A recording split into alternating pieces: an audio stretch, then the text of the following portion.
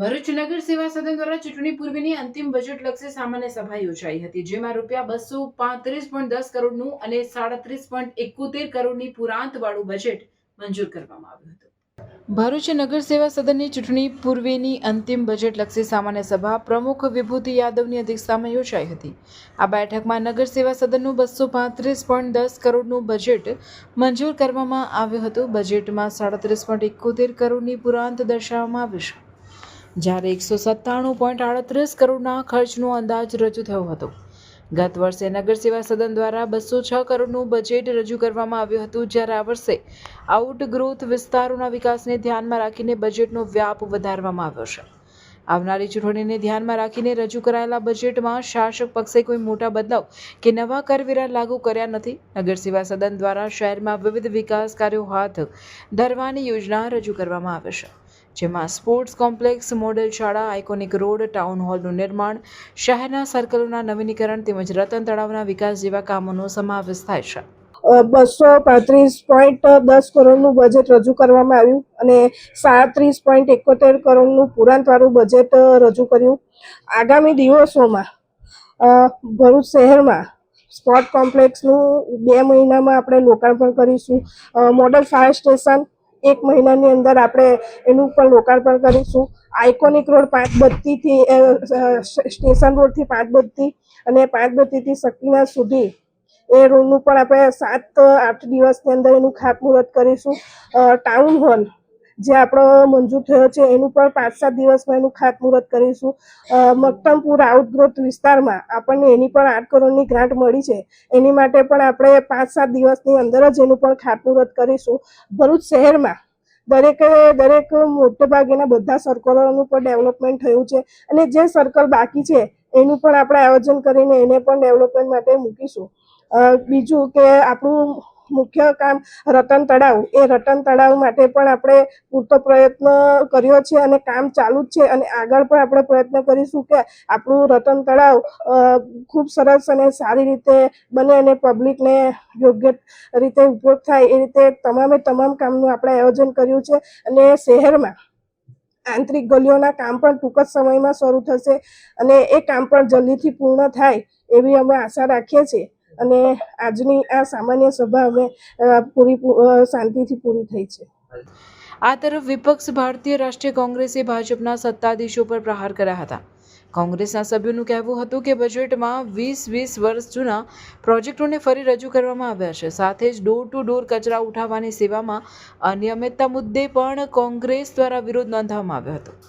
બેઠક દરમિયાન સત્તા પક્ષ અને વિપક્ષ વચ્ચે બજેટના મુદ્દે ચર્ચા અને ટીકા ટિપ્પણીઓ વચ્ચે અંતે બજેટને મંજૂરી આપવામાં આવી હતી। વર્ષોથી કહી શકાય કે ભારતીય જનતા પાર્ટીનું નગરપાલિકામાં શાસન હોય અને દર વર્ષે બજેટ રજૂ કરવાનું હોય અને બજેટના અંદર એ જ કેસેટો વાગે દર વર્ષે, એટલે તમે શહેરના પ્રજા જાણે જ છે કે એવા પ્રોજેક્ટો કે જે આજે 20 વર્ષથી એ પ્રોજેક્ટ બજેટમાં આવતા હતા, એમાંથી માંડ થોડા ઘણા પ્રોજેક્ટ કંઈક એમણે શરૂઆત કરેલી છે એ પણ પૂર્ણ થયા નથી। એની વાહવાહી લેવાના પ્રયાસો એમણે કરેલા છે, પણ નગરની જનતાને અમે કહેવા માંગીએ છીએ કે આજે પણ ભરૂચનું રંગોત્પન્નની વાત હોય કે જે 15 વર્ષથી બજેટ બુકમાં આવે છે, 20 વર્ષથી, એ પણ હજુ પૂરું થયું નથી। ભરૂચના અંદર સૌથી મોટી સમસ્યા છે ટ્રાફિકની, એની સાથે સાથે લારી ગલ્લાવાળા જે રોડના ઉપર જે પોતાની રોજીરોટી માટે ધંધો કરી રહ્યા છે, ત્યારે એવા નાના વર્ગના લોકોને શહેરમાંથી ખસેડવામાં આવે છે। પરંતુ જે કેન્દ્રના કોંગ્રેસ સરકારે જે તે સમયે કાયદો લાવેલા હતા, એ કાયદાના આધારે જે ગરીબ લારી ગલ્લાવાળા છે, પથાણાવાળા છે, એમની માટે જે જગ્યાની ફાળવણી કરવાના કાયદો હતો, એ કાયદાનું ભરૂચ નગરપાલિકાએ હમણાં સુધી અમલ કર્યું નથી અને ખૂબ જ દુઃખી વાત છે કે આજે પણ હોકર ઝોન ભરૂચના અંદર નથી। એ જ ભરૂચ જે 25 વર્ષ પહેલા હતું, એ જ સાંકડા રસ્તાઓ આજે પણ છે।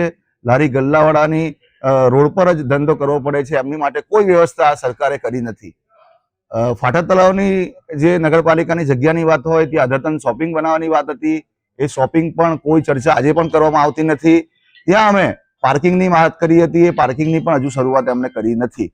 એટલે ઘણા બધા પ્રોજેક્ટો છે, તમે જોવો છો કે રાજીવ આવાસ યોજના, જેને નામ બદલીને પ્રધાનમંત્રી આવાસ યોજના કરવામાં આવેલું છે, તમે બધા જ જાણો છો કે આવાસ યોજનાની શું હાલત છે, કોન્ટ્રાક્ટર દ્વારા કેટલો મોટો ભ્રષ્ટાચાર ત્યાં કરવામાં આવેલો છે, પણ એની ચર્ચા કરતા નથી. એટલે આજે પણ ત્યાં રાજીવ આવાસ યોજનાના અંદર, પ્રધાનમંત્રી આવાસ યોજના અંદર જ્યાં રહે છે લોકો, એ રહેનાર લોકોની વ્યથા સાંભળે છે મીડિયાના મિત્રોના સમાચાર ન્યૂઝથી, તો પણ એમનું પેટનું પાણી હલતું નથી. આ જાડી ચામડીના શાસકોને, ભરૂચની શહેરની પ્રજાને વિનંતી કરીએ છીએ કે આટલું લાંબુ શાસન તમે એમને આપેલું છે અને ભ્રષ્ટાચારથી લઈને ખત બદલી આ નગરપાલિકાને હવે ખસેડવાનો સમય છે. હવે આવનારી સમયની ચૂંટણી છે, આવનારા દિવસોના અંદર ભરૂચ નગરની જનતા પોતે એમના કામની માપદંડથી એમનું કામ તમે માપો કે કેટલું કામ કરેલું છે. નાના પ્રશ્નો જે ડોર ટુ ડોરની સેવા હોય એ બધી આજે તમે જુઓ છો કે કેટલી બૂમાબૂમ છે.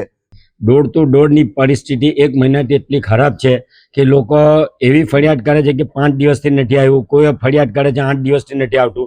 એના માટે અમે એમના જે સુપરવાઇઝરો છે એમને આજીજી કરીને બોલાવીએ, ત્યારે ગાડી આવે તો ગાડીમાં બેટરી નથી હોતી, તો ગાડીને બંધ થઈ જાય તો ધક્કા મારીને હટાવવી પડે. ડ્રાઈવર પાસે મોબાઈલ નથી, નવા ડ્રાઈવરો મૂકેલા છે તો એમને સોસાયટીઓ ક્યાં આવેલી છે, સોસાયટીઓમાં કેટલી ગલીઓ છે તે પૂરી માહિતી નથી. એટલે આ ડોર ટુ ડોર બિલકુલ ખરાબ પરિસ્થિતિમાં આવી ગયેલી છે અને લોકવાયકા એવી ચાલી રહેલી છે કે નગરપાલિકામાં જે ડોર ટુ ડોરની એજન્સીના માલિક છે એ કોઈ ભાજપના મોટા માથાના મળેલા છે. એટલે આ લોકોથી તેમના ઉપર પ્રેશર થતું નથી. બાકી ખરી રીતે જોવા જાય તો જેટલી ફરિયાદો આવે એટલી ફરિયાદોને ધ્યાનમાં લઈને પેનલ્ટીના રૂપે એમના પૈસા કાપવા જોઈએ, પણ આ પરિસ્થિતિ થતી નથી. અને વારંવાર ફરિયાદ કરવા છતાં અધિકારીઓ એ બાબતે ધ્યાન આપતા નથી અને લોકો ત્રાહિમામ પુકારી રહેલા છે ડોર ટુ ડોરની સર્વિસ વિશે. હા, એ પણ બરાબર છે. ના, નિષ્ફળ નથી નિવાર્યું ને નિષ્ફળ નિવારવાના નથી. અમે એમને પૂરા સુધી ફાઇટ આપીશું અને અમારા પ્રશ્નો જે હશે લોકોના એ પ્રશ્નો નગરપાલિકા સુધી લાવીશું. એમાં કોઈ પણ બાંધછોડ કરીએ નહીં.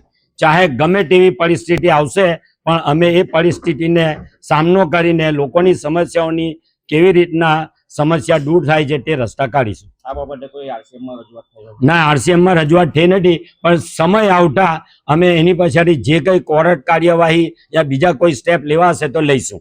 भरूच के जागरूक पेरेंट्स, क्या आपका भी बच्चा इंग्लिश मीडियम में पढ़ता है पर सही गाइडेंस की कमी महसूस होती है? स्कूल में टीचिंग तो मिल जाती है लेकिन कॉन्फिडेंस, क्लैरिटी और रिजल्ट्स का क्या? लेकिन अब चिंता की कोई बात नहीं है. झाड़ेश्वर रोड पर हरिहर कॉम्प्लेक्स में खुल चुका है कृष्णा गुरुकुल. सारे जन्म के मैं भूल आऊंगी, हमारा ऐसे दुनिया की हुई नहीं, मैं अपनी दुनिया बनाऊंगी कि जिंदगी मेरी सौ ख्वाहिशां, हार के जिंदगी. स्टैंडर्ड फर्स्ट से 12th तक के स्टूडेंट्स के लिए ICSE, CBSE और GACB के साथ accounting with accuracy and confidence, specialised and well educated teachers और हर स्टूडेंट पर स्पेशल अटेंशन. यहाँ सिर्फ पढ़ाई नहीं होती, यहाँ सपने सच होते हैं. सुवर्ण भविष्य का निर्माण होता है और शिक्षा के साथ मॉरल वैल्यूज का भी ग्रोथ होता है.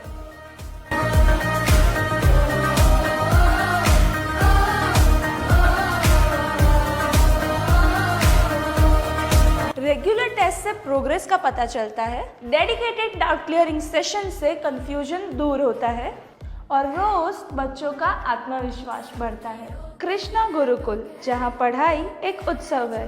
It is where learning becomes a celebration. आज ही संपर्क करें और अपने बच्चे के सपनों को साकार करें. Shop number 22, Harihar complex near Tulsi Dham, Jhadeshwar road, Bharuch.